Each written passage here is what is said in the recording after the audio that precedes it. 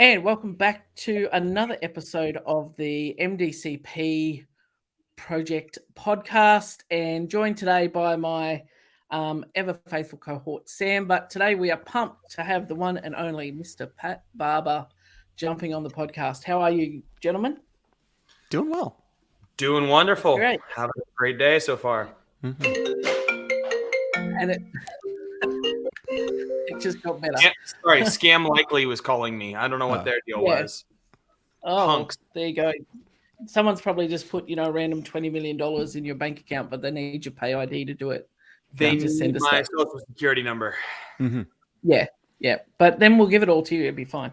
So it's great to have you on here, Pat. Talking about our $1 Million Coach project, it's about helping coaches have longevity in the space. We need more coaches, not less coaches, but to have longevity, they need to be able to earn an income and, if they really want to aspire to be professional coaches. And you have certainly had a long and storied history in the coaching landscape, but across, several other fields as well. So we thought this was a great opportunity to chat to you about how you,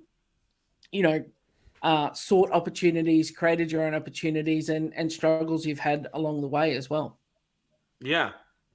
Yeah, I'm happy to talk about it. I mean, like you said, it's been a long sordid history of many different various opportunities in little places. And so I'm happy to talk about anything you guys want to talk about. Awesome. Beautiful. Sam, you want to kick off?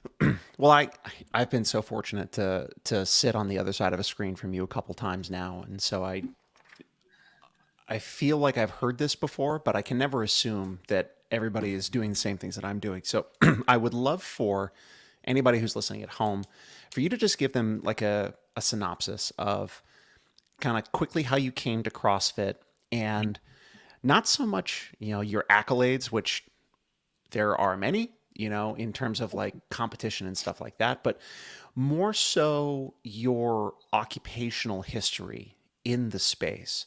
Kind of like we'll do like 30,000 foot view, and we'll kind of move back and dig into them as we go, if that's okay. Sure, absolutely. It for me, like, to put it on the front end, every bit of growth that I've had has been pretty organic. It was just from one step to the next. I talked about this recently with another podcast, but I'm not naturally very ambitious when it comes to long-term goals, where it's like I really need to be doing this or chasing this or pursuing this. I'm pretty content just being. And then but I'm also really willing to just say yes to opportunities. So when someone's like, hey, what do you think about this? I'll be like, sure, let's try it. Even if it's scary. So like, that's where I have excelled. So my initial start into this was, I was in high school. Went to college for about a year, hated where I was going, came back up to my hometown, went to a community college. And I was studying voice and musical theater at the time. And working at a restaurant doing room service, and just, I loved it. I lived in the middle of an apple orchard in the corner of a barn, and, waited tables and made my money in tips, and would buy DVDs, which I've got a great DVD collection. I don't even know if anyone needs a DVD collection these days, but just fantastic. I'm going to send that thing to my kids. Anyway, wasted a bunch of money on DVDs, lived a really kind of, a really low-key life, in the sense that I did what I wanted to do. I played beach volleyball, I did CrossFit, and I, had this little tiny house with no responsibilities. It was awesome. From there, I one day quit my job working in room service and drove by CrossFit HQ, which was CrossFit Santa Cruz, the very first gym. And this was in like 2006, 5-6, right around there. And Tony Budding, who was the media director for CrossFit at the time, he was there working out, and he was my old teacher. He was kind of who got me into CrossFit. And I told him I had quit my job, and he's like, hey, we're filming these seminars and we're flying around. Do you know how to do any sort of filming? And I was like, I have no idea how to do filming, but I would love to learn how. So he taught me how to, he took me to his house. He sat me down in front of an old laptop with Final Cut 7, the demo version, and was like, this is how you do a blade tool, and this is how you add text. And yes. I spent like 10 hours editing a video of Annie Sakamoto doing a power clean, one from the front, one from the side, and I had to sync the two. And like literally, it was maybe a 30-second clip. It took me like 10 hours to do because I had absolutely amazing. no idea what I was doing. So I sat there and I grinded that out for a while. And then from there, he was like, hey, we can't pay you, but we can fly you around the country to all these seminars we're doing. And if you would be willing to hold the camera. And I'm like, do I get free food? And they're like, yeah, man. So free food, I'm in. So I started flying around the country. And at the time, CrossFit had seminars that were all the specialists in their individual fields came together and would teach the seminar. So Mark Ripito would teach powerlifting. Rob Wolf would teach nutrition. Buddy Lee would teach jump rope. Greg Glassman would teach all the CrossFit stuff. There was, and it was a kind of conglomerate of all the specialists, which was fantastic because I just got to go see these, titans of their respective spaces speak on the subjects that they were passionate about, and great. So my job was to film and edit the video, and we didn't have like specific things that we would film. We'd film the entire weekend, start to finish, every single second of the weekend. And at home, and I'd go home and we'd upload it all on the computer, and then I'd sift through an entire weekend worth of footage and try to find a clip. And then I'd take that clip and I'd edit it down, and then I'd edit it down, and I'd edit it down, and then eventually put that out on CrossFit.com.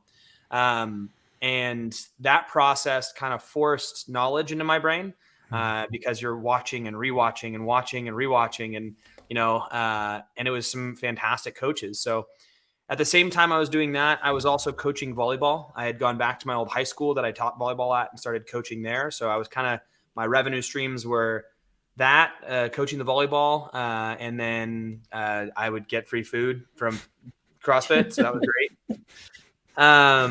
And from there, eventually, one of the local CrossFit Santa Cruz split into multiple gyms. Yeah. And it went because Greg moved to Arizona, so he no longer used CrossFit Santa Cruz. So he gave the name CrossFit Santa Cruz to Danielle and Hollis Malloy. He gave it to Greg Amundsen and Mally Amundsen at the time. They moved it across town. And then Annie Sakamoto and that crew opened up another gym called CrossFit Santa Cruz Central. And then another gym opened up called CrossFit North Santa Cruz. So there was all these different Santa Cruz CrossFits. And CrossFit Santa Cruz, the original, they needed some coaches. And they were like, Pat, you've been going to all these seminars. You coach volleyball. Do you want to coach? And I was like, sure, man. This sounds great. My only experience up to that point in time was attempting to coach my girlfriend. And I was really bad at it. And I was like, I can do this. Why can't you? That was my coaching method at the time. Be better. Yeah, pretty much. Yeah. So, but the way they used to do classes, like the original CrossFit, CrossFit Santa Cruz, the very first one, it wasn't like you got given a class time and a bunch of people in that class. It was actually, you got given there was a slot maybe in the day where it was like, hey, there's no classes at this time. If you want to start a class, you can, but you got to fill it. Right. So that was it. So at that gym, they were like, hey, we've got a 3:30 slot. You can have it. I was like, cool. So real quick, for anyone because this is unheard of nowadays, right? Like you open a box and Google CrossFit and SEO does its work, and people just show up at the box sometimes. You had to bring clients into the box. You created that class. Yeah. That was the only way.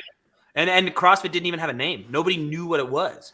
So it was like the only people you would get would be like your buddy who was like, I see you've been doing it. And you're like, yeah, come on, man, try it. Yeah. And then his friend, and then his mom. And then, it was about as organic as it could be. And due to the nature of the fact that I was 20, 21, and I had no responsibilities, and it was just and I sucked. When you start coaching, you suck. And especially then, there was no such thing as great coaches to even emulate. There was mediocre coaches at best who were good at some things and bad at others. And it was we were all developing as a community. The methodology was the same. So there was still a great amount of success in it, but just the quality of delivery was so much lower. So yeah, I started up my little 3:30 class and started with one of my buddies from volleyball. He would pay me in SpongeBob checks, and I remember being really stoked on that. And then, I would get a couple housewives randomly would be like, I'd like to take this 330 class. And then that class got bigger and bigger. Then they gave me some more responsibility in some other places. And that was my coaching career then. And I would make money based off of that. And I made very little. Eventually CrossFit started to being able to pay me for videos. So I'd make a video. And if I made a video that made it on a main site, they'd give me like $200. And I was like, yes, like $200. Right. Talk about a my rent, meritocracy. dude, my rent at the time was like $150. So that was a month's in rent if I could make a little video that made it on site. So from there, I ended up eventually coaching enough and going to enough seminars that I was like, I think I could coach a seminar. Like, I think I could do this. And what could go wrong? Well, here's the crazy part. So like these days when you get on level 1 staff, or if you're on level 1 staff, there's a binder that has all the lectures. That's like, this is what to deliver. This is like, these are the points, these are all the stuff. Back then there was no notes. It was like, in order for you to deliver a lecture, you had to watch the person the weekend before and be like, okay, I'm going to write down what they do and then do it the next weekend. Mm-hmm. So there was like, it was hard. Like, but I had a pretty good advantage of watching so many seminars and filming it so many times that I could go back and do that. And eventually I was like, can I try this stuff? And I got the opportunity to coach a small group at one of the level 1s that I was filming at. And from there, Dave Castro and Nicole Carroll just sat right behind me with a clipboard and just wrote on their little clipboard as I'm like coaching these people who are paying $1,000 through like the air squat, and I mean, it was probably mediocre at best, but it was good enough for them to be like, all right, man, we can start letting you do this. And that was my intro into doing the CrossFit seminars. And CrossFit seminars, they started off, I think you made $250 a seminar. So they'd pay for your travel, they'd pay for your food, and then other than that, you made $250 a seminar. And so that was great for me. I was teaching like 2-3 seminars a month, and I was making that money. I was making my money from coaching at my local gym. And then I had some money coming in from my volleyball that I was teaching. And I had very low overhead and low responsibilities. Eventually I started working more with Tony Budding, doing more video stuff and working the back end of the website and doing whatnot. And he was able to pay me for videos when I could make them. But he also gave me a place to live. He bought a new house and he had this like trailer on the back of his property. And he's like, you want to live there? I'm like, hell yeah, I do. So it was like I didn't have to pay rent all of a sudden. And so now I had this trailer and I was there and I was like competing in CrossFit, and sponsorships at the time weren't money. They were like, dude, we'll give you, like, I got sponsored by Perfect Food Bar, and that was amazing. I'd get unlimited Perfect Food Bars, and I was like, oh, this is great. Free food, free place to live, living on high. And at the time, everyone was swapping T-shirts, so I got free clothes too. So it was just this like, wham, bam, like life is good. Nice. So I never knew what I kind of wanted to do long term. I still don't know what I want to do long term, but these days my responsibilities are a lot greater, so I have to make smarter decisions. But when I was able to kind of like, grind it out back then was, I was young, full of life, and I could go and coach more and more classes. And eventually I met my wife now, Tamarin, and she owned CrossFit New Zealand, which was the first gym in New Zealand, hence the name CrossFit New Zealand. In order for me to go work out there, I wanted to be able to, travel. And I couldn't do that if I was working for Tony. And so I was like, oh, what do I do? And Tony and I had kind of come to a head of like, in order for, like, Tony is a workaholic, and I've worked with many workaholics, people who just, they love work. They love to just put their head down and work. And it's like, I don't understand it because I don't work that way, but they just like wake up at 4 a.m. They do their little workout. They just grind all day, and then they go to bed at midnight, and they wake up at 4 a.m. and they do it again, and they just love it. Like it's part of what makes them tick. I'm not that. Like the term of like, live to work or work to live. Like I definitely am not a live to work guy. I'm like, I work to live. So luckily I have a lot of jobs that I really enjoy, and I've kind of made that for myself, but we'll get into that. So Tony, we came and sat down one day, and like I saw what I could be within CrossFit media, and I was like, you know what, Tony, I never want to be you. And he was like, well, that's fair, and like that was, if I wanted to be more in media, that's what I'd have to do. So we ended up hiring Rory McKernan to come in and take over for me. So like I was like, hilarious.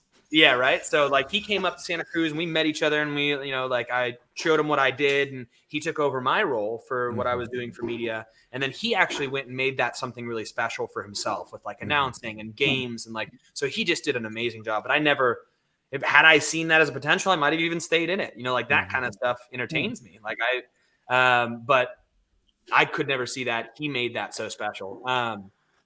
So at the time, I wanted to go to New Zealand. I quit working for HQ, and I happened to do a seminar on the East Coast over at CrossFit CrossFit Medfield. I don't know. It's a brick building. It's an all brick building. It was Lisbeth Darsh's old gym. Do you remember? Watertown. Watertown. I think it's Watertown. Yes. Watertown. Yeah, CrossFit Watertown. She used to have. Yep.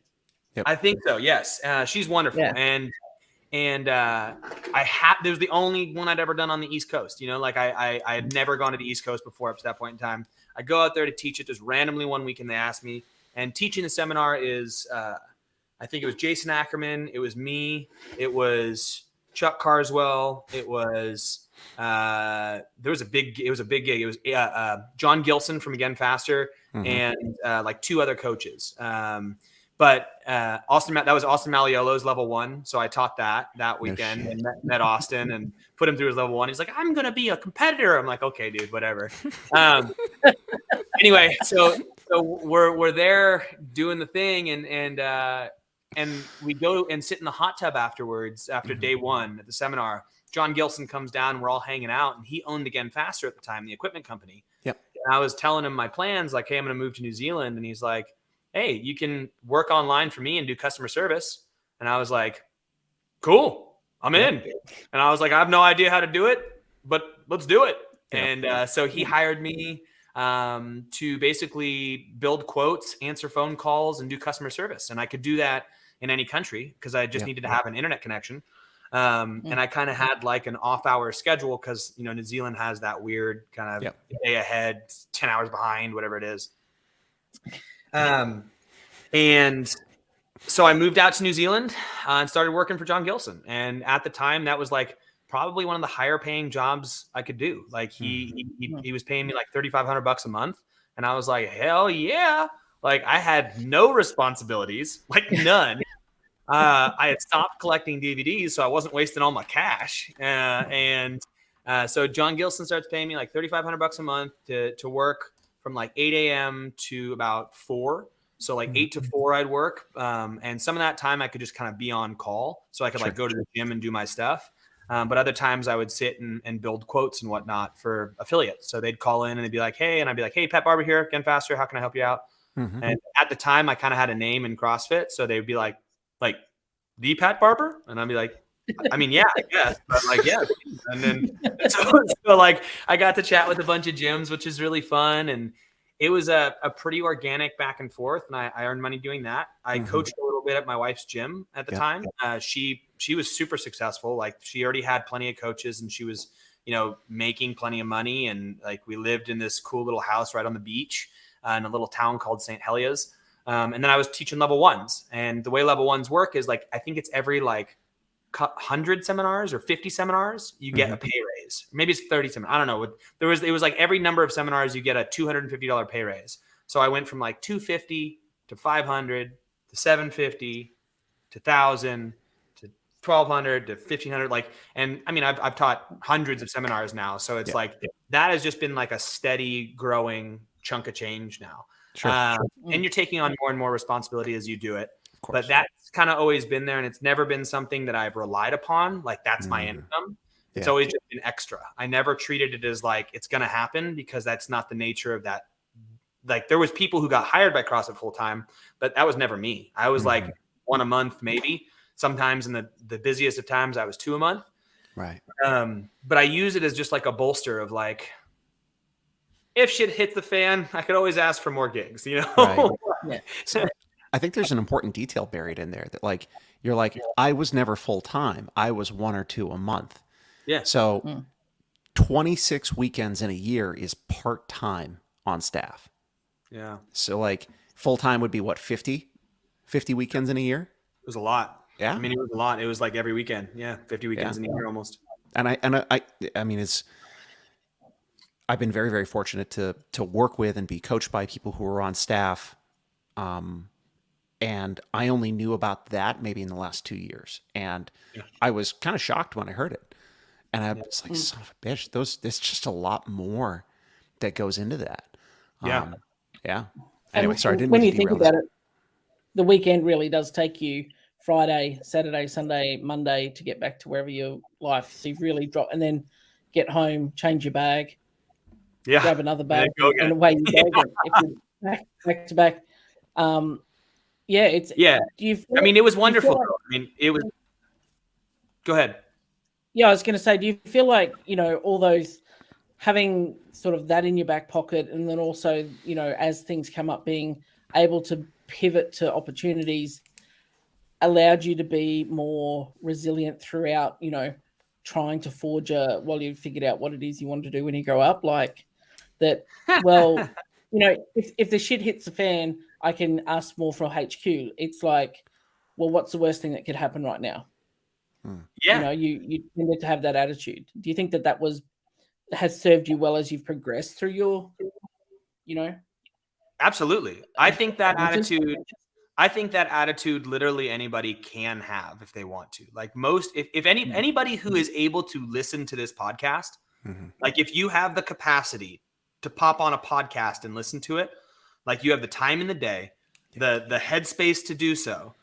Like the reality is, no matter how shitty things got, it's still better than many people in this world. Absolutely. And if you can genuinely believe that, it makes things a lot easier. It also makes it easier that I don't I'm very content living in the corner of a barn, with like not washing my clothes and like I like that I don't know why I'm content with that. I didn't grow up with money, but I wasn't poor by any means. Like it was just like, I don't know. I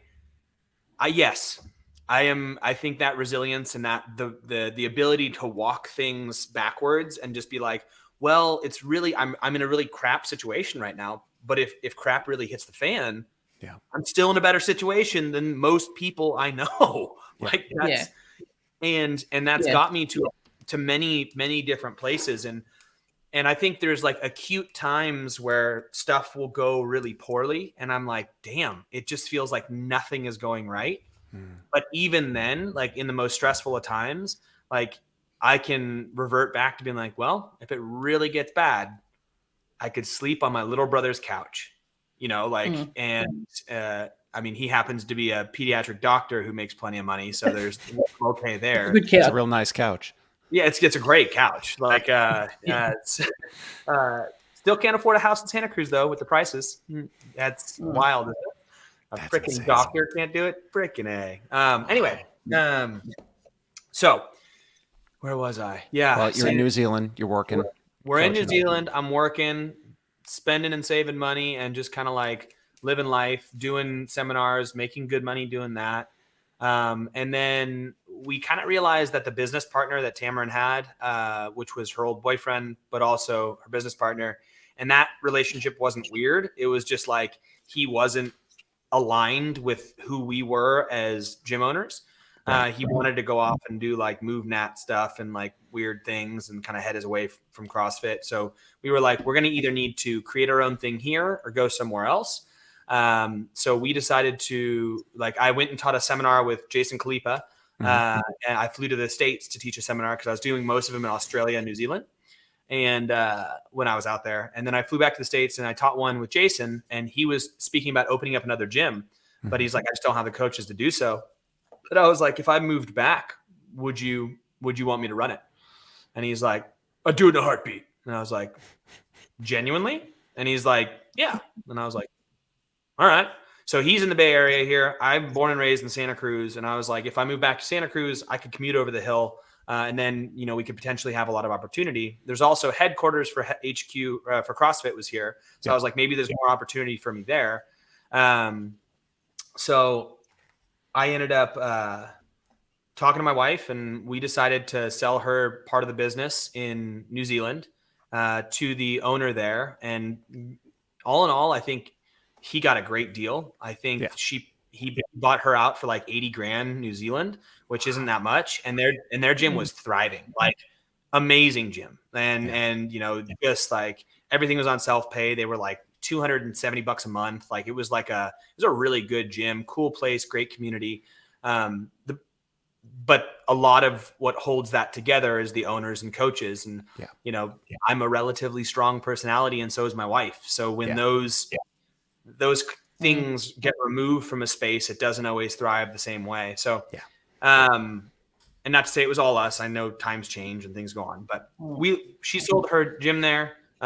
We moved over here and we started renting on the coast, and I was driving over the hill and running. We opened up NorCal CrossFit, Santa Clara, and that was our gym. And I started running this. I don't know if anybody remembers the old NorCal CrossFit, but Jason calls me up one day. So like he had said all this stuff, and he was like, hey, I'm looking for a space for you. And it's like $3 a square foot anywhere I can find. And would you be okay with like 1,000 square foot space? It's in a good location and blah, blah. I'm like, I mean, yeah, but that's going to be hard to run like stuff out of. And I don't hear from him for like 2 weeks. So things are getting a little weird. And then he like messages me and he's like, I found a space. And I was like, how big is it? And he's like, it's 30,000 square feet. And I was like, what do you mean? He's like, it's like 30,000 square feet. I was like, are you adding a wrong zero in there? Like what's happening right now? No, check it out. And so there was his buddy who's like born into like crazy family money, had this old gym, which was it was like a bay club. Yeah. And it was a racquetball club that was 30 and gym. So like, it was like you walk in, there's this huge entryway. There's an office below, office up above, and then it's 10 racquetball courts. Wow. 1, 2, 3, 4, 5, like big open racquetball courts down this like corridor and like a full on crazy bathroom. And the thing's been vacant for like 15, 20 years. It closed down forever. And then in the back of it, there's this big wide open space that used to be a basketball court. Yeah. And he was like, we'll make this the gym. And I was like, all right, like, let's see what happens, man. And so it was just like old and grungy, but the size, and there was no gyms that were that size at the time. Yeah. And he got this like under the table cash deal, and, we slid in and we moved out and just gutted that place and opened up the doors and just started training people. When was this? Whenabouts? This was 2012. 2012. So this was 2012. Yeah. So there's so much here that like it would be easy to just listen and like to the dulcet tones of your voice as you recall all this. I want, for anyone who's listening to this or watching this, I want to go back and pull a couple pieces out, because you did some things organically, as you were saying, that are so incredibly important for people who want to be deliberate about what they're doing, right? Yeah. So first of all, you were young. You kept your expenses minimal. Very whether you cared about that or not, right? There was an advantage there, right? Yeah. You were willing to work, not with the guarantee of receiving compensation, but like that thing where Tony was like, yeah, I'll let you edit video, and if it gets posted to main site, like you'll get money. Oh yeah. So right away there's an incentive to not be bad. Like you only get paid if you're good at what you did, so like there's a meritocracy type thing baked into that. And that was the same way with the coaching too. It was like, yeah, you can open up a class. Who knows if anyone will show up? It's right. Like, well, that's a great question. I don't know. And so like, you know, like you have your buddies, you know, the SpongeBob checks, like you have one person who shows up paying you per class, which is unheard of, right? I mean, this, you and I both know this is the original model, is essentially personal training done with more than one person. Yeah. You know, and you were your own brand, and that is so foreign to the experiences almost all coaches nowadays. Yeah. And so you had to be personable, you had to advertise, you had to literally go out and hustle to try to find more people to pull into these things. There was no one's handing you 12 people in a class or anything like that. No. And this, you know, seeing an opportunity and being willing to make big moves, not with a guarantee, but seeing where it could go, right? And, you know, credit to Rory, who saw where that role that he took over for you could go, you know? And this thing with, with Kalipa and like moving back to the Bay Area, that's, I mean, knowing what I know now, that's ridiculous. To be like, let's take a 30,000 square foot empty box and make it a gym. But knowing what I know now, like that's the kind of thing you want, because you're going to make it into like, you know, CrossFit gym and 3 other spaces, and you're going to have 500 members, you know? Yeah. Yeah. That's absolutely astounding that, you know, from kind of organically that you were folding into this. So you've got seminars that you're doing with HQ. Were you still doing customer service for Again Faster throughout this? I was.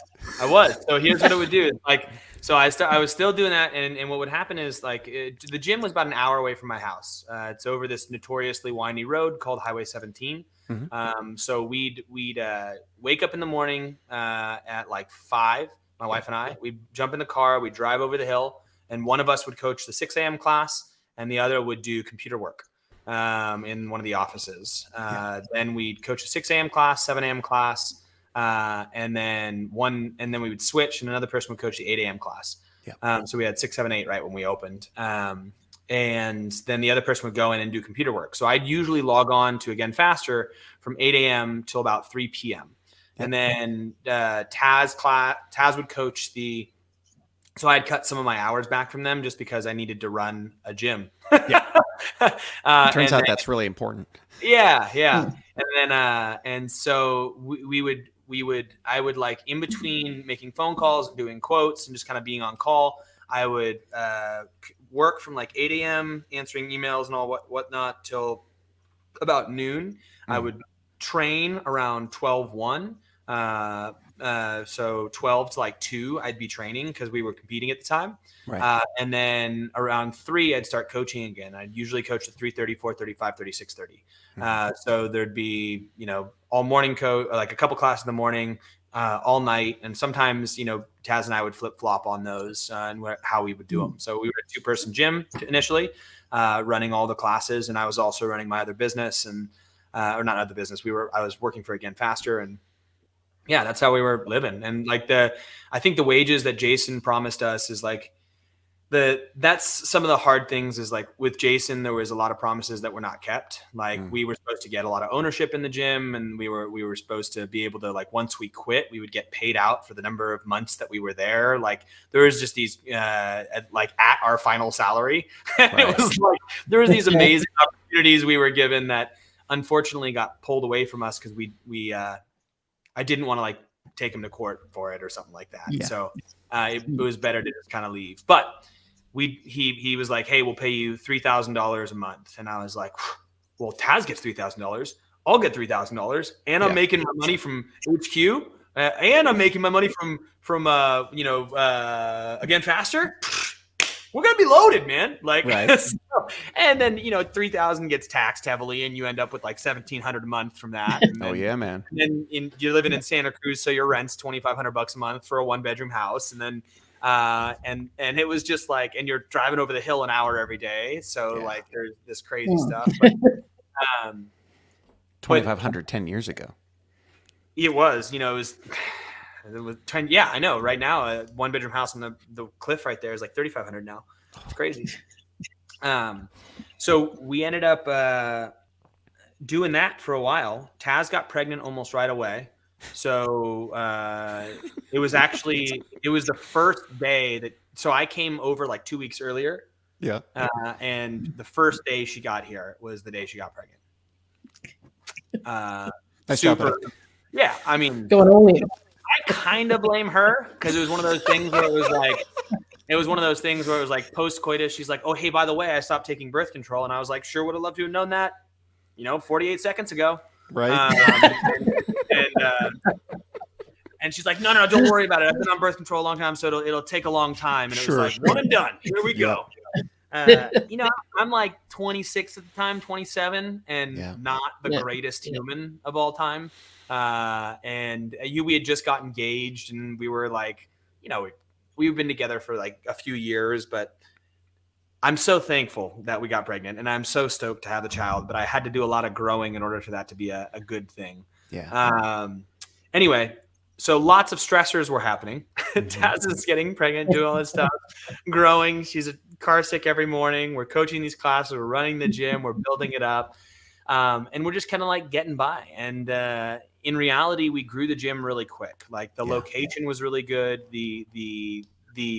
What we brought to Jason's organization, Jason is like a hype man. He's really good at finding business. He's really good at like throwing a party. But he had no idea how to run business systems.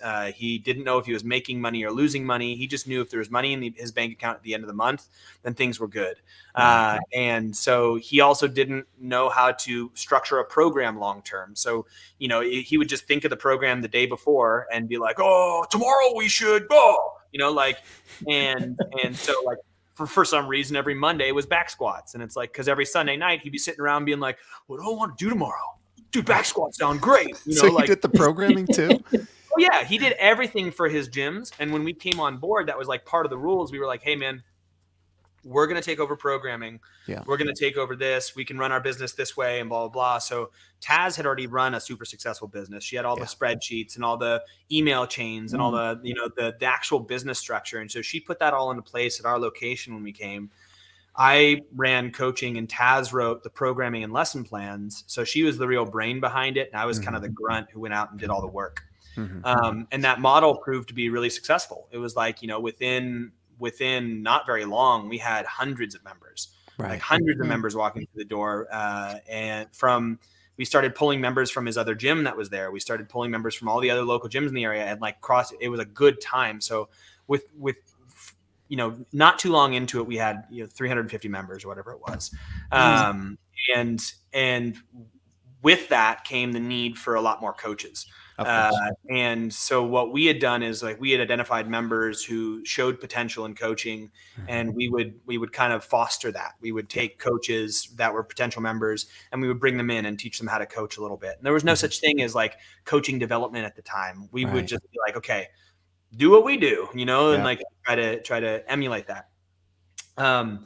But Jason was continuing to grow the business. So what he would do is he would go and find new business, and he'd go get a corporate account, or go open a new gym, or he'd go do one of these things. And then he'd be like, "So how are we going to make this work?" And I'd be like, well, we have these coaches, and because we had been creating these really good coaches and this good team. And he basically, every coach that we made, he'd go take, and then he'd put them in another gym. So I kept on having to make new coaches. Taz and I had to keep making new coaches. Well, the upside is you get really good at making coaches. Exactly. So that's what ended up happening is after enough time, like it was really clear that all of the coaches were coming from our facility. I mean, there was a couple maybe from other facilities, but for the most part, they were funneling through our gym, even though we had 4 in the Bay Area at the time. Yeah. And so once the company had grown big enough and Jason had this enough revenue, he was like, "Let's make you and Taz full-time coaching, full-time coaching development." Yeah. So Taz was in charge of lesson planning, programming and structure across all the gyms, as well as some back-end stuff, as well as helping with coaching development. And then my role was full-time coaching development. And that ended up being like, because we kept on getting pay raises here and there, as we were going through, as our gym started to get more successful, we were making $4,000 a month each, and then $5,000 a month each. And then it was like, I think he was like, okay, well, you do coaching development and you can make 75,000 when you start a year, and Taz will make 75,000. And it was like, great. Like now all of a sudden we're making 150K, which is just from that, which made it so I didn't have to work for Again Faster anymore. So inevitably in my life, there comes these times where I'm doing many things and I'll have to let go of one, which is cool. But then a giant chunk of revenue falls and I have to build it up with other things. And that's just a reality. Like, and as long as I'm still living relatively budget, things are okay. I love how you're highlighting though, like this isn't a situation where you just showed up and Jason's like, you seem like a bright young fellow, and hands you 75K. Like you had worked to distinguish yourself, and you had, and especially like the back end work, like there was a boatload of experience that both you and Taz showed up with. And you're like, we know the systems that are required to operate a facility of this level, right? And for anyone who doesn't know those systems, you probably want to go to a facility like that and be like, hey, can I intern here and learn this stuff?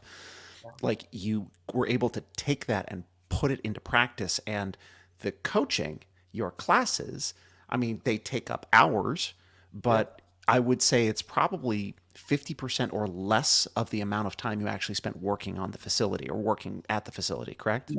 Totally. Yeah. So important little details that I don't want to leave glossed over. So you're making 150K. You got to start saying no to things because you've got, opportunities, but also too little time in the day. Yeah. And so we have a kid now. And there's that, they take up a little bit of time. Yeah, but we're also managers now. So like we can set up, okay, I'm going to work in the morning and I'm going to be off in the evening, or I'm going to work in the evening, I'm going to be off in the morning. It's no longer this long spans of day where it's like, you got to do this, We're also simultaneously competing in CrossFit and going to the games and doing regionals. And like, we're like pretty heavily involved in all that. And I'm also still teaching on the weekends, probably 1 to 3 weekends a month, depending. Like there was actually an uptick in the number of seminars that I was doing. And with the revenue coming through that we had, we looked at our income and we're like, you know what, we can do an FHA loan and buy a house. And an FHA loan, if nobody looks at it, it's like a first-time homeowner's loan. And you can put 5% down instead of 20% down. And we're like, I had never thought in my life I'd own a house because like my family had never owned homes, and I was like, I live in Santa Cruz. The like a house that sucks costs $600,000, and I was like, that's just how much houses cost. And I didn't think that anywhere else costs less than that. And then I started, guys on staff were like buying houses and telling me about it. And I'm like, are you getting paid more than me? Like, what the hell is like, he's like, yeah, I bought like a 3-bedroom place on a lake last weekend and blah, blah, blah. And I'm like, what are you getting paid, man? And he's like, in the middle of nowhere. And he's like, yeah. I'm like, how much it cost? $70,000. I'm like, what the hell are you talking about? Yeah. So I didn't realize that California was what it is. But we essentially found this like awesome, we were looking all over, putting, bids in, and things are falling through, and it's all going haywire, and people are coming in with cash at 100K over asking. And we ended up finding this house that was like a 10,000 square foot plot, which is big, 3-bedroom, 2-bathroom house, the 2-story, 10-minute walk from the beach. And this woman, it was like her family home. She got it in a divorce. And she had raised her kids there, and we showed up with my son, and our Taz was, I think, pregnant again with our second. And she met us and she loved us, and she's like, I want you guys to have it. And so we put in an offer at 618, which was like, $2,000 less than the 620 she was asking for. And she was like, I'll do it, but you have to keep the hot tub. And I'm like, oh, okay. I'll pull my arm. How dare you, And we just like limped into this house, and we had the mortgage insurance, and it was like, well over 50% of our income was going towards this mortgage. But all of a sudden we're no longer renting. That money is going towards paying down a mortgage, which changes the game when it comes to where you're building equity and how you're building equity. And if you know anything about what California has done since then, it was huge. Simultaneously to this, that all goes down. We're doing our job. And then in like 2015, I was like, this program that we're running at NorCal, we should be offering this to more people. Yeah. Nobody like people were doing individual programming, but nobody was giving gyms help. Nobody was being like, this needs to be. And I was like, this is working. We have 22 gyms around the world. We have 90 coaches under our wing, and we've got generally a consistent delivery and product across this. And part of this is my wife's lesson plans and programming. And I was like, we need to make this global. We need to give people the access to this. So I went to Jason and I was like, should we do this? Should we launch this affiliate thing and help affiliates out? And he's like, no, man, there's no money in that. And I was like, okay. I was like, can I do it? Like, because if you don't want to be involved and you don't want to put the NorCal brand on it, that's okay. But can I do it? And he's like, yeah, sure, man. As long as it doesn't distract you from the stuff you're doing here. And I was like, okay. So yeah. But I had a friend at the time. Well, I still have him as a friend. But he was a web developer, and he self-taught, and he and his wife, his fiance is she does design and she does copywriting, and she's like kind of in that space. So they did a bunch of web stuff, and they were kind of like virtual nomads traveling around and doing stuff. And I reached out to him and told him my idea. And I was like, do you think we could make this? And he's like, yeah. And I'm like, I can't pay you, but I could give you 40% of the revenue of whatever the company makes, should it do something. Yep. And he was like, all right, let's do it.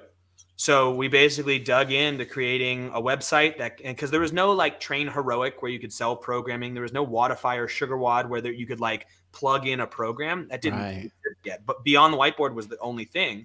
And they didn't sell other people's program. They just had like .com in there, or you could put your own program in there. Right. So these platforms didn't exist like this. So we needed to build that. And my buddy built an ability to do a subscription-based system where we could do that through our own channel and deliver programming to affiliates. Yeah. So we launched after like a month of building and doing all the stuff and writing the copy and building the website. We launched Warm Up and Workout. And in the very first month, we had like 11 people sign up, and it was a website. So there was no overhead other than the developers, and they were making 40% of the profits. And we're like, bro, like all of a sudden we had a successful business because we were the first in the space, and didn't really do any marketing, and I didn't have a huge name in social like Jason's 500,000 people, and I was sitting over there with like 10,000 followers, like, yeah, this is cool. But we were the first, and we ended up growing Warm Up and Workout, and it started picking up, and we had then 20 members, and then we had 30 members, and then 40 members, and eventually we had like 110 members and paying $225 a month, and we were making 60% of that with no overheads, and we were like, this is awesome. And we were still working for Jason. But what ended up happening is with Jason, we ended up having a falling out over CrossFit. Like, he didn't believe in CrossFit anymore, and he wanted to start doing more corporate stuff, and I believed in CrossFit. So there was my Taz had to quit at one point in time because it was just not working anymore. So we lost $75,000 a year. And then I got to a point where I was like, I can't do this anymore. But I looked at our life, and we're like, we don't need that much money to live. It's going to be hard if I quit, but we'll be okay. And we could travel if we want to. So like, I let go of $75,000, and suddenly we're making nothing from Jason. So I quit doing that. I was still coaching level ones. And I was like, how can I make some more money? And Airbnb was just becoming a thing. And I lived in Santa Cruz, and I had a garden shed in my backyard. And I was like, I could build it and do an Airbnb. So I didn't know how to build, but my dad's built. So he came over, and we took this garden shed and built a bathroom and a kitchenette onto it. And then I listed it on Airbnb for $100 a month, and it got booked the day we started, and it was booked every day since. It was booked $100 a night, and we were making $3,000 a month off of a garden shed in my backyard.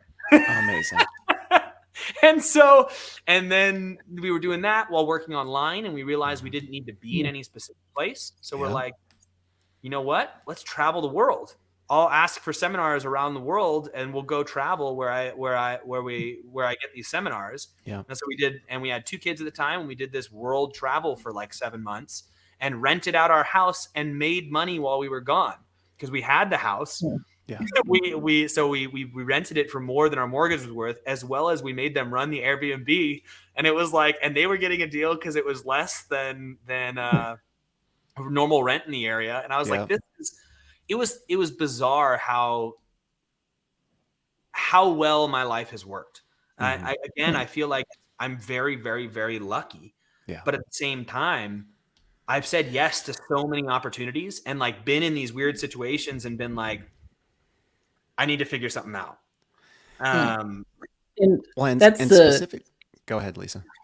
Yeah, I was going to say, it's going back to what we spoke about earlier. It's saying yes to the opportunities and being prepared to work and say, this is just a means to an end right now. But, I see a bigger picture. Like you scraped together the money for the mortgage, but you knew that paying down a mortgage was better than just paying rent and, basically paying to have somewhere to store your DVD collection.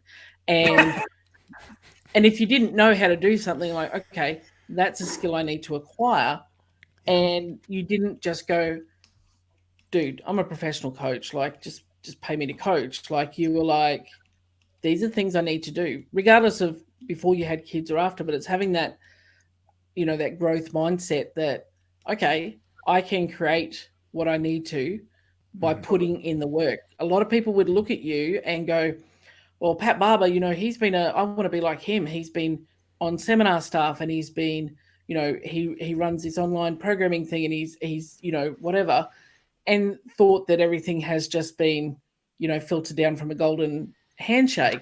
But hearing your story, it's like so little of your revenue has come from, coaching classes is compared to using your knowledge and your skills and your ability to learn to put yourself in the position to be lucky. Yeah. I would say that's a fair assessment. And what's interesting is like, I mean, you guys are talking to me now, which is a very interesting time in my life. Because like, COVID crapped on a lot of things, like, and especially gyms. And we were a gym consulting company that was already so like when we were the first ones in the space, we were known. But now the space is so saturated. Yeah. And we believe in something really strongly that not everybody does. Like we believe in one workout a day. We believe in a coach-led thing. And a lot of people want 2 workouts a day, 7 workouts a day, strength metcon every day, blah, blah, blah, blah. They want it more complex and blah, blah, blah. And we do what we do because we believe it's the best. I'm not going to change what I do as a program and what I sell to something I don't believe in, because it's going to potentially make me more money. Sure. Because that to me is undermining my moral structure. And that's just not okay for me. So I've always been satisfied with my values. However, that puts you in financial stress. So we had our house that we had previously bought. We travel, do the world, do the whole thing. In like 2019, we realized that we had like our house had appreciated to $930,000. Like it appreciated $300,000 in the time that we had owned it, which was nothing. Right. Like we had barely owned the house, and all of a sudden we had $300,000 in equity. Right. And I found this because we'd always want to be in the country. We always wanted to have like land and animals and property. And I found this house like 15 minutes down the road from where I currently lived that was gorgeous. And the house sucked. It was a tear down. It was like a full teardown, but the property was 5 acres with fruit trees and a pool that was dark green at the time and like all these other things. And I was like, dude, and there was an acre of bamboo in the backyard. And I drove up to it and I was like, oh, this has so much potential. And we put in a lowball offer contingent upon us selling our house. Yeah. And we didn't even have our house on the market nor ready to sell. And they accepted the offer. And then we had 14 days to list and sell our house. And we were like, let's freaking go. So we listed and sold our house in like 13 days.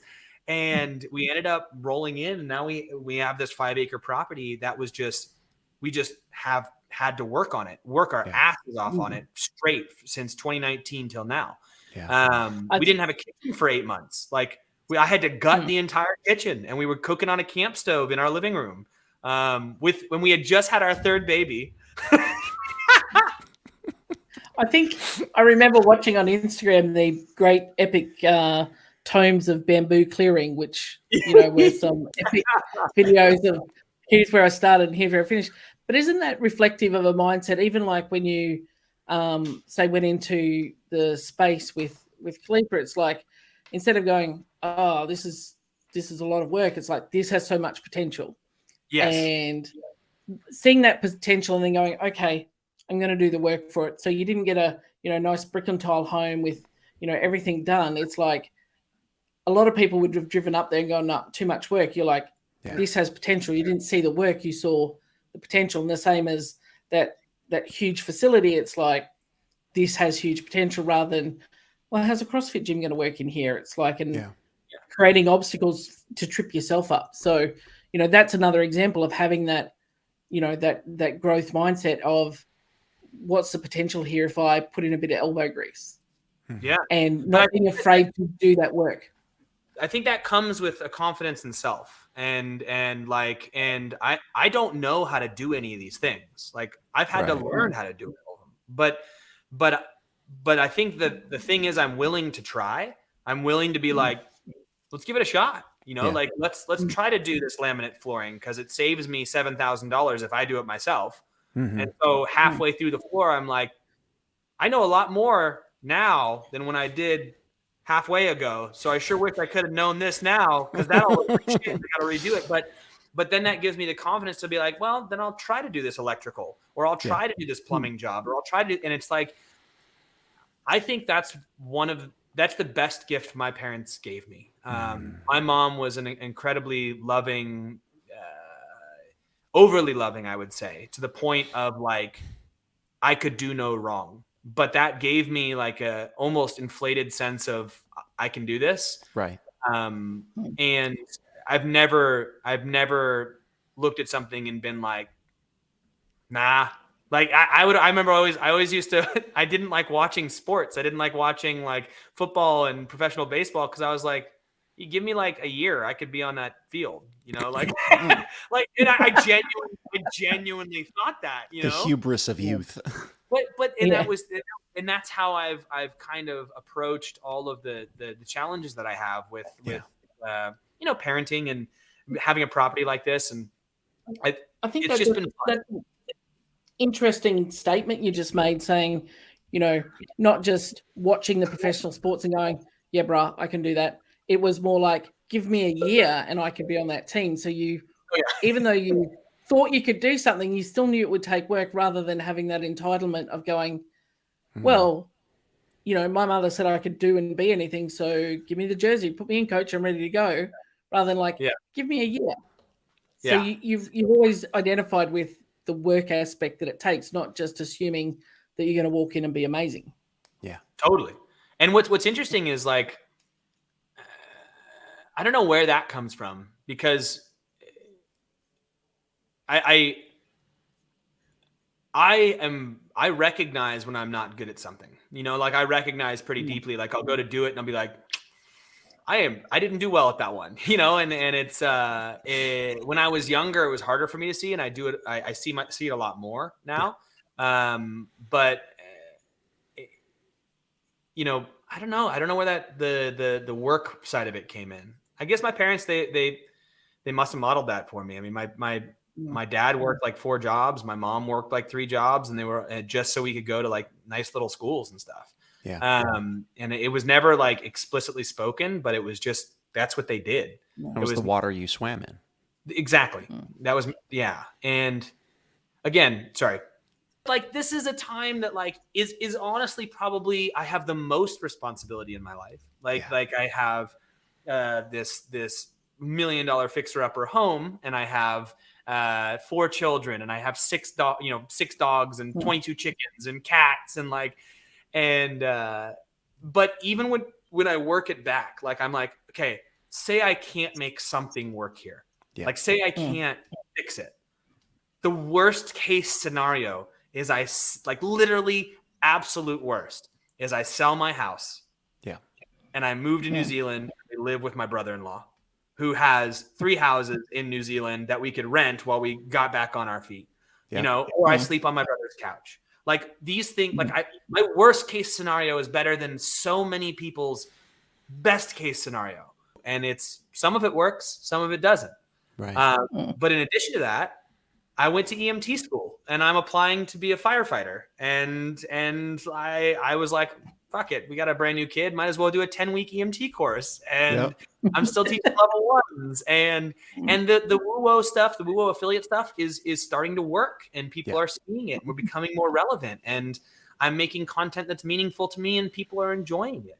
And like I just started, I'm going to probably start a coaching development mentorship program. And I just like launched a thing for it because I want to see how well it would work.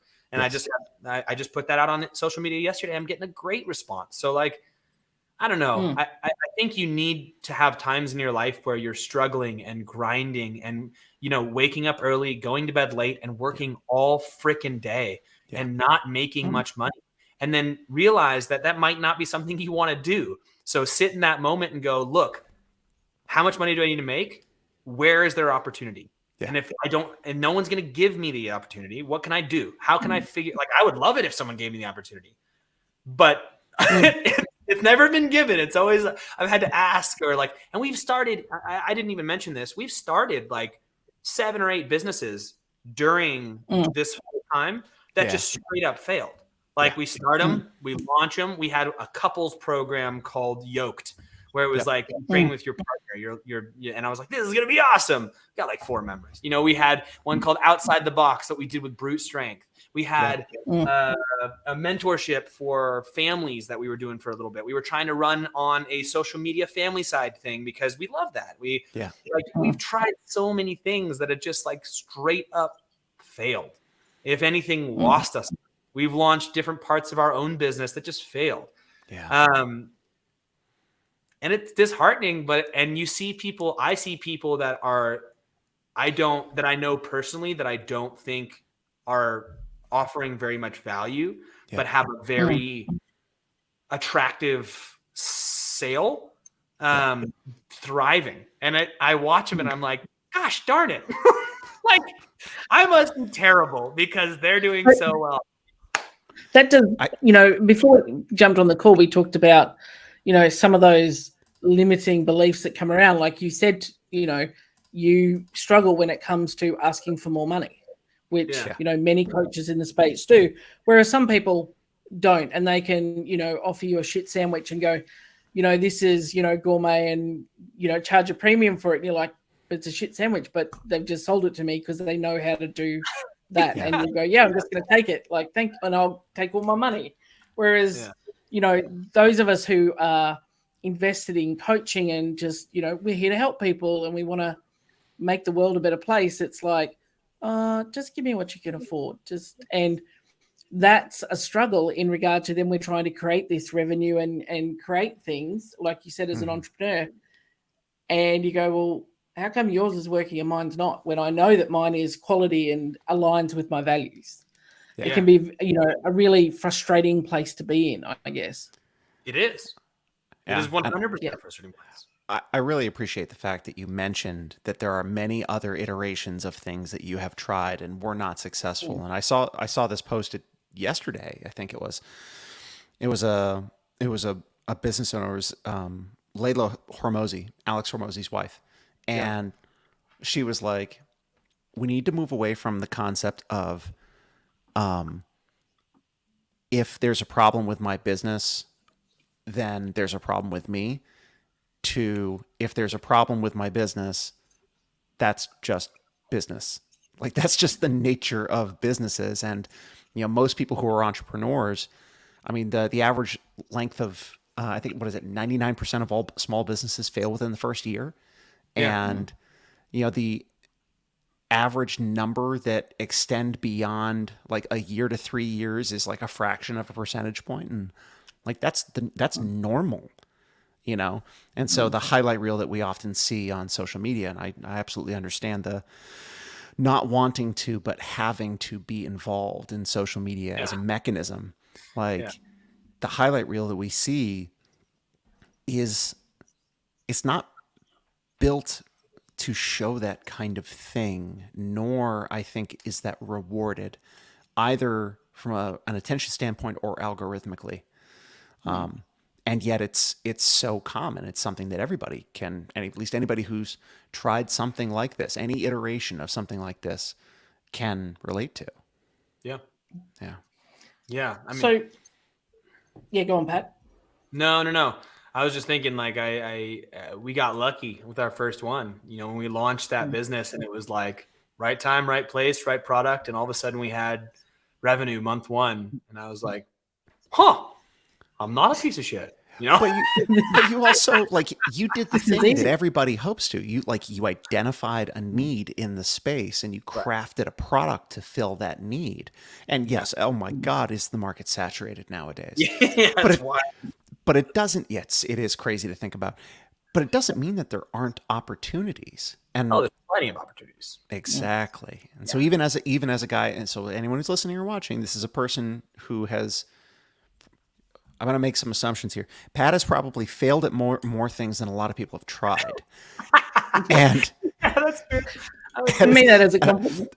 and I mean it with all of the love in the world. Yeah. But it's like if you go for something and you have a 1% shot at success, that is still greater than the none percent shot at success that you have if you don't attempt anything. Totally. Yeah. And what's interesting though is I think that it's becoming harder and harder to pursue things like this how should I say this? I think the nature of our age that we're in, where gratification is so quick. Yeah. And we're so stimulated so often by devices and screens and self-help and blah, blah, blah. Like there's an expectation that things are quick. And that expectation is not necessarily what people say.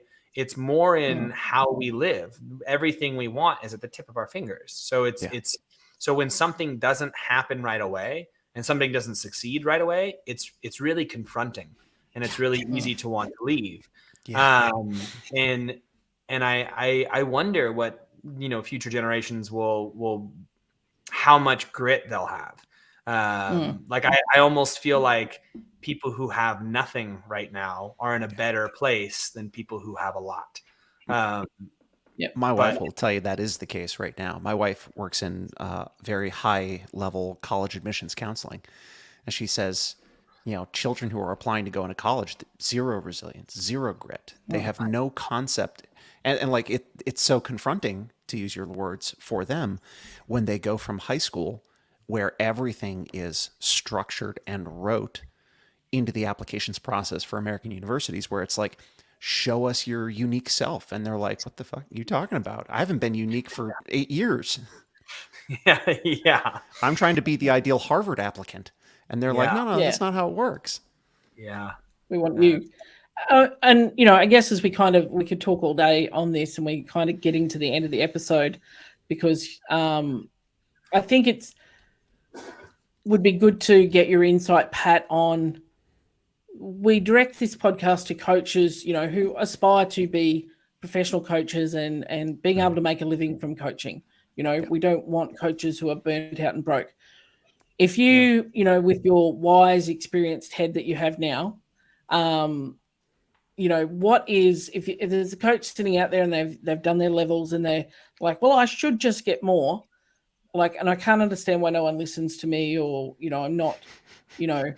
I'm not out there. Like, what's some advice that you would, if they haven't got enough gold out of listening to you already, but what's a piece of advice that you would give them moving forward to be able to make that sustainable life from coaching?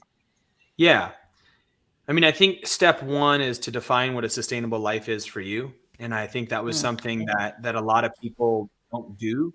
I think they look for grandeur and they're like, I'm going to achieve this. And you're like, what does that mean? Like, where are you going?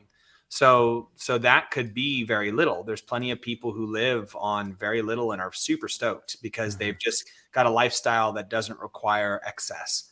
And you could do that on just coaching classes. Like you definitely could do that on just coaching classes, just because you live a lower cost life. Yeah. If you want to live a higher cost life, if you're like, I want these things that require more income, it shouldn't be yes, you could go from, I think you could pursue asking people for, hey, give me this opportunity, give me this raise, do these kinds of things.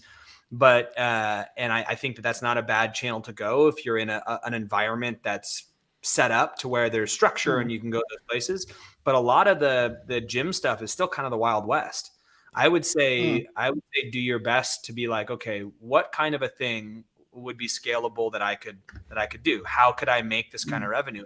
You do have to like find ways to create it for yourself. I mean, the low hanging fruit is, one-on-one high priced individuals. Like that's a low hanging fruit that's what all the like business mentors talk about, is like, do more one-on-ones and charge them for the sessions and buy it ahead of time. And it's like, yeah, if that's what you want to do and like you like that, do it.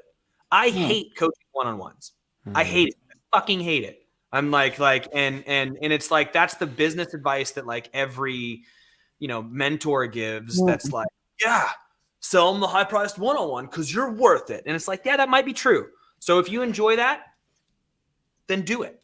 Yes. Then do it. Because that's low hanging fruit. People will pay for good service and good back and forth. That is 100% true. I've known many coaches who do a fantastic job at it. It does a service to the gym. It does a service to the person. It does a service to yourself. Charge what you're worth and pursue those high paying clients. But if you're like me and you don't like that, you have to find you have to find other stuff. You have to be like, okay, well, can I teach weekend events? Like, can I run a small group thing in a park and have no overhead and, get a group of moms? Can I go to the local school and run a kids program? Can I contract with the local government to get a in prison thing where I'm going into the prisons and working at the different prisons in my area, hosting 12-person classes with the inmates? Is there a drug rehab in the area that'll hire me to do, small group coaching and life mentorship with addicts who are recovering? Like whatever it is, like there's many things you can do. It's just, you gotta like maybe go in and do it for very little money and then see if you can get more money for it eventually. But I would say, not being entitled is a big one. And like shit, man, like this job carries with it, to me, one of the best starting things you could ever get, which is it carries meaning right out the gate. Yeah. What you're doing is meaningful on the like deepest possible level. You're living a life of service to other people. It doesn't carry financial gain right out the gate. It doesn't carry, let me make a bunch of money and live a house and do these things. That doesn't carry that right out the gate. That has to be something that you get down the road. But luckily, it has a ton of meaning. So don't get walked all over. But if first identify what is this income that's going to be what you want? What's the lifestyle that you want? And then you have to like, can I do that with what I'm doing right now? Or do I need to find other opportunities? Do I need to make other opportunities? Do I need to ask for other opportunities and then continue to pursue those things? And I wish I could be like, here's what you do, X, Y, Z, but it doesn't, that's just not how it works. No. Yeah. Not my experience, at least. But it can't be overstated, start with defining enough, because if you don't define enough, nothing will ever be enough, and that's, Ryan Holiday was a great little bit. And I think it was The Ego is the Enemy, his book, where he's talking specifically about, if you don't define enough, you'll never get there, and you'll just need more and more and more and more and more. And that's not sustainable. Dumping too much in and not getting anything out is not sustainable, but also seeking an endless return is also not sustainable. And then you wind up just chasing shiny objects down various rabbit holes and winding up, even more stuck and confused and more burned out. So thank you for your time today, Pat. As always, incredible privilege and pleasure to speak to you. We love chatting to you, and I know that we will have you back again. I know we promised to have you back on the Fit Affiliate podcast, and I'll get Tony pointed in that direction. We'll line that one up again as well. But thank you for your time. Have appreciated your candidness and your honesty, and, good luck moving forward. Thank you so much. Thank you for having me. Pat.